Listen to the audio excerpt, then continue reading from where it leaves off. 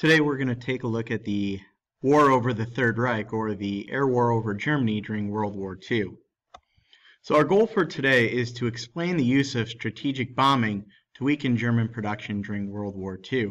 Of course, we said that one of the things that is going to be key to American victory in World War II is actually being able to outproduce the Germans. Now, we not only do this because of the huge production capacity of the arsenal of democracy of Detroit during World War II, but also the fact that our bombers are highly successful at taking out the Germans during World War II. So, if we take a look at, first of all, what a strategic bombing campaign looks like. Most of this strategic bombing is going to take place from 1943 to 1945, so a little ways into the American entry into the war, we decide that we are going to bomb German targets. Mostly factories, railroads, any way that was seen as a means of transporting goods and weapons for the war. That's definitely what we were going after. Now, most of the strategic bombing campaign took place by the Army Air Force. We didn't actually have an Air Force at the time, at least not an Air Force that was separate from any other branch of the government. The Air Force was technically part of the Department of the Army until after World War II. So during that time, it was the Army Air Force that we're talking about. Now, if we take a look at inside the plane, most planes carried a 10-man crew. There were 4 officers on board. There was the pilot, the most important person. There was a co-pilot. There was a navigator, somebody to direct the plane to where it needed to go. And there was a bombardier. The bombardier was the one who controlled the site, and the navigator basically told them where to drop the bombs. Then there were enlisted men on board. There was an engineer, who was a general purpose engineer. There was a radio operator to communicate with home base, and there were 4 gunners to operate machine guns in case they faced attack from the Germans. The most common plane used for the bombings was the B-17 bomber, also the B-24 bomber, but the B-17 was nicknamed the Flying Fortress. Most of the time, the B-17 was doing its bombings during the day, which was kind of unique. Initially, most of the bombings were done at night, but as we came up with the Norton site, it was a lot safer to, well, at least a lot more accurate, maybe not as safe, but a lot more accurate to do the bombings during the day, but more on that to come.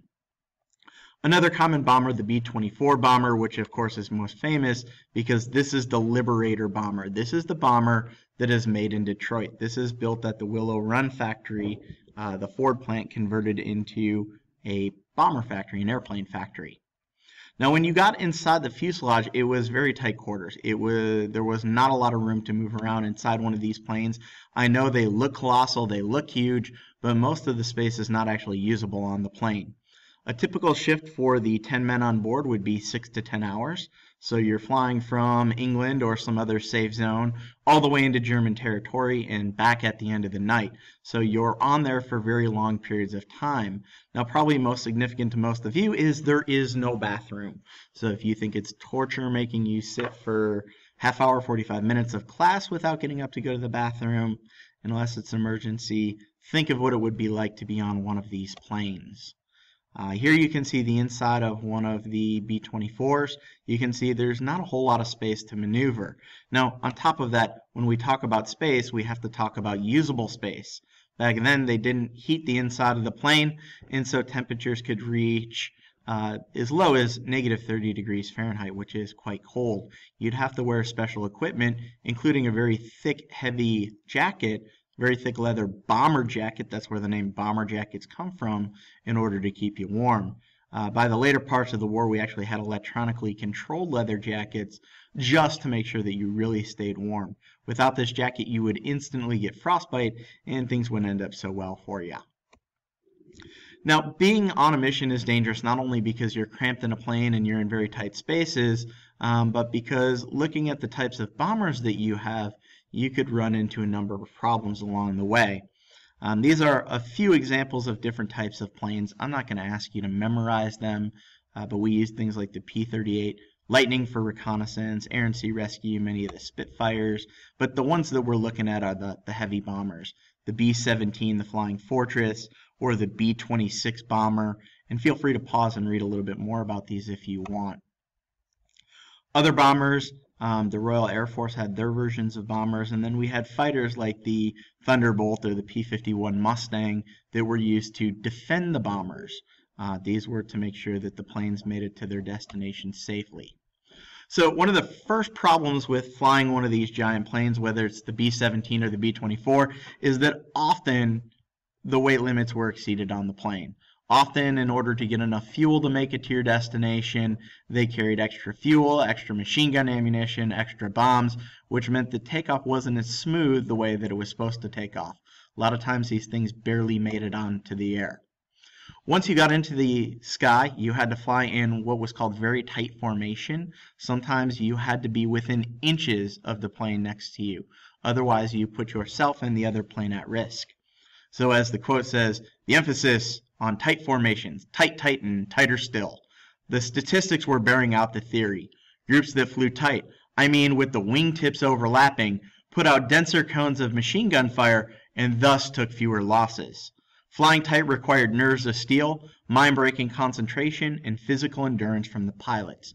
This is from Colonel Robert Morgan, who flew the plane the Memphis Belle, which we're going to watch a video about. This meant that if you flew tight and you flew close to other bombers, you would have a much better chance at hitting your target. Now, the other thing that you worried about was what was known as flak, or anti-aircraft fire.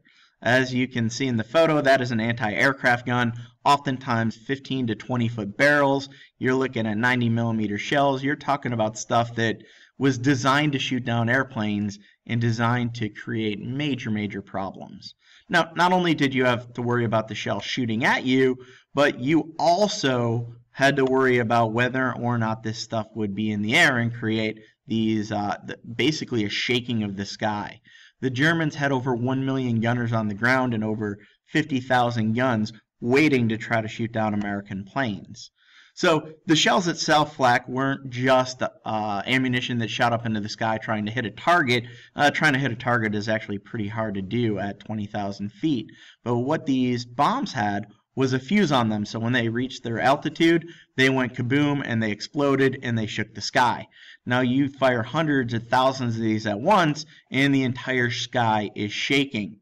As you can see from the quote, as the shells exploded, sending out hundreds of pieces of steel shrapnel that had a killing zone radius of some 30 feet, the bombers flew into them. A standard expression from the crew members was that the flak was so thick you could walk on it. Stephen Ambrose from his book The Wild Blue. Now, what this means is there's a lot of these things in the sky. It's not like one or two of them. There are literally hundreds, if not thousands, firing at you at this exact same period of time. Not only did you have to worry about anti-aircraft guns from the ground, but you also had to worry about the German fighter pilots trying to attack you in the sky. Some of the more nimble planes would have attacked in the sky, trying to shoot you out of the sky, and that's what your machine guns were for, to try to take these out of the sky. So you can see these German fighter pilots, very nimble planes, often had cannons on them, or machine guns where they could fire at you, and you had to try to avoid them. We talked a little bit about the Tuskegee Airmen. One of the jobs of the Tuskegee Airmen was to be the escorts for the bombers, or they would fly similar planes to this that would try to attack the Germans along the way. Now, if you're wondering why are we going to use bombers in the first place, we have two major goals. Number one, to destroy the German factories. If the Germans can't produce war materials, they can't win the war. Goal number two is to bomb cities. Now, if you're wondering, well, why would we want to bomb cities? Remember, this is the time of total warfare. We're in a state where we're not just trying to fight the enemy on their military front, but we're also trying to convince the Germans to convince their government to surrender. So a lot of the bombing the cities took place more at night. This was more of the British fighters, but also the American fighters would do the same thing. And we hoped that we would destroy the German morale so that the people would basically beg the government, beg Adolf Hitler to give in. The Germans, for their part, also developed a sense of they knew that we were coming, they knew that we were trying to bomb them, so they created what were known as air raid shelters. And so here you can see a German air raid shelter, basically thick concrete. These were put along rail yards, these were put near factories, and so what you could do is you could jump in one of these and hopefully be protected from some of the damage that took place. let's take a little video preview. Please take some notes during the video. This is America, the Story of Us, and they're going to talk a little bit about bombing missions. 300,000 aircraft come out of U.S. factories during the war. America will put them to use with a bold new tactic. High-altitude precision bombing by day, while the British bomb at night.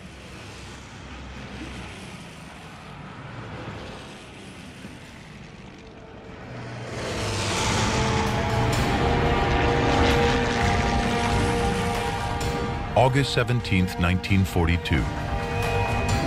These are the men who will see if it can be done. If they survive, the way war is fought will change forever.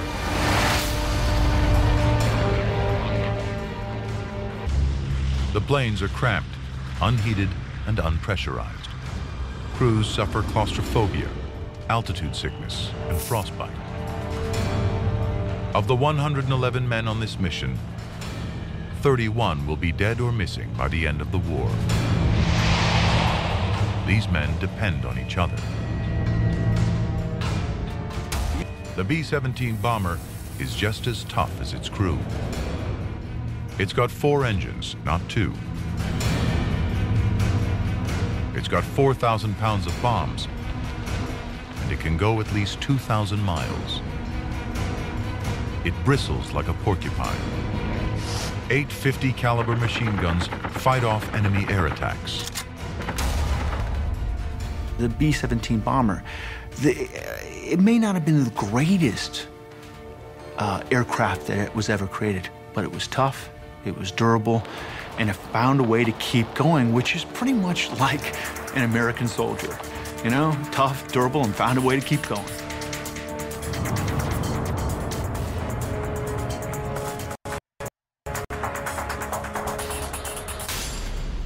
The planes climb. Oxygen keeps you alive above 10,000 feet. No oxygen, you could black out in 3 minutes and die in 20.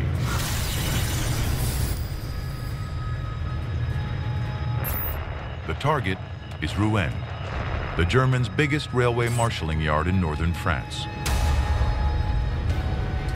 Trains supply the German economic and military empire across Europe. Tibbet's mission is to wipe the yard from the map.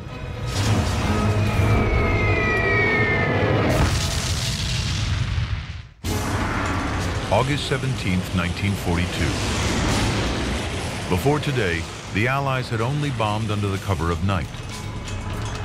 But targets are hard to see. To increase the chances of a direct hit, America bombs by day. The aim is accuracy. The Norden bomb site is the way to get it. It's an early computer. It's top secret. The machine calculates where to fly and when to drop the bombs. By destroying the Germans' economic and industrial base, America will weaken the Nazis' military might. Today's target is key. The railway yards at Rouen keep the German war machine alive. 45 seconds to target. U.S. air crews pay a high price in casualties to achieve their goal. In 1943 alone, 2/3 of air crews never came home. At 23,000 feet, B-17s leave vapor trails. Arrows in the sky, pointing right to the planes. Okay, it's on. German anti-aircraft fire explodes under the B-17s.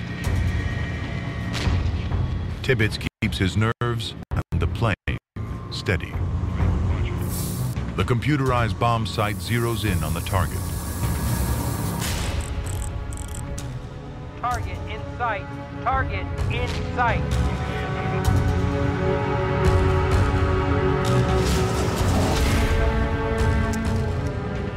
The success of the mission all rests on this moment.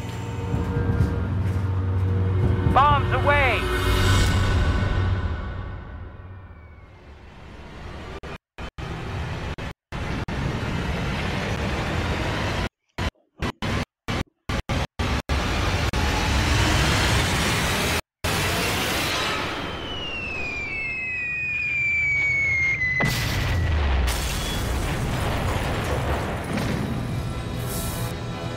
success. 36,900 pounds of bombs hit the rail yard. 50% of the bombs fall in the target area. In 1942, that is precision bombing. A big improvement over nighttime attacks. So there you have it. If we want to look at the overall impact on the strategic air bombings by the Americans and the British, the impact on Germany was kind of mixed. In some ways it was a success, in other ways it wasn't. So one of the successes is it did disrupt the German war industry. We were able to take out factories and railway lines, and that was a huge advantage to the Allies. We also caused Germany to almost run out of gas. They eventually had to go in and try to steal gas from the Soviets, which would tie them up in the war even longer, and the end result is they lose. In addition, we absolutely destroyed the German Air Force. We weakened it down to a level of almost nothing, and we were able to reduce a number of major cities, example Dresden, into complete rubble. However, that wasn't without serious losses for the Allies as well. Overall, we would lose over 8,000 bombers, over 29,000 people would be killed, over 29,000 captured. So it wasn't without significant loss. On top of that, to make things worse, we never did break the German morale. The German people never did go to Hitler and try to force him to surrender and give in. There are a couple examples of strategic bombings. You won't need to know these for the test, but just to give you an idea, some of the things that we were trying to look at, first of all, some German factories like a choke point. So for example, the Schwindelfurt factory produced ball bearings, and without ball bearings, you can't build planes, you can't build tanks, you can't build most types of vehicles. And so it wasn't just about taking out a major part, like an airplane factory, but if you take out the ball bearing factory, you can't make those supplies. Other area bombings in August of 1943, we hit Hamburg. Hamburg was a major city in Germany where they had a lot of war industries. Over 9,000 tons of bombs would be dropped over Hamburg. On top of that, you know, you look at things like heat over 1,800 degrees, 41,000 are killed, 37,000 injured.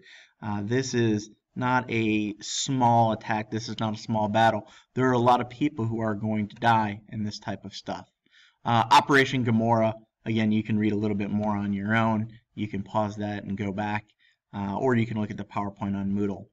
In class, we're more than likely going to watch clips from the movie Memphis Belle, so try to look for some of the things that you just saw in this little discussion. And without further ado, I bring this to an end. Have a great day.